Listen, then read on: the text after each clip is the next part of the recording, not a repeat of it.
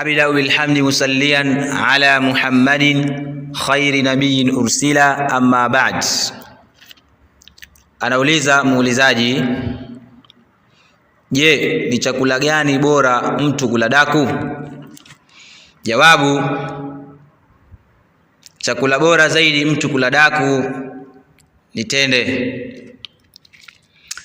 Ama chakula chingine chochote atakachokula hakuna tatizo, ila bora zaidi ni tende.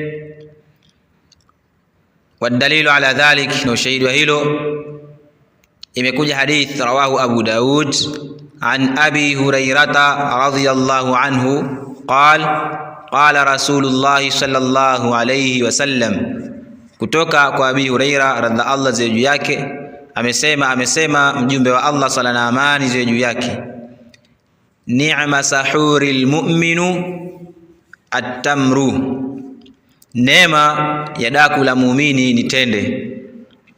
Naam, kwa hili jawabu la muulizaji. Ama vile vile tufahamu ya kwamba tunaposema daku maana yake ni kile chakula cha mwisho ambacho anakila mfungaji baada ya kula chakula hicho, anajizuilia na kula ile alfajiri ya kweli mpaka kuzama kwa jua. Kwa hiyo ndiyo maana ya daku. Naam, wallahu ta'ala alam.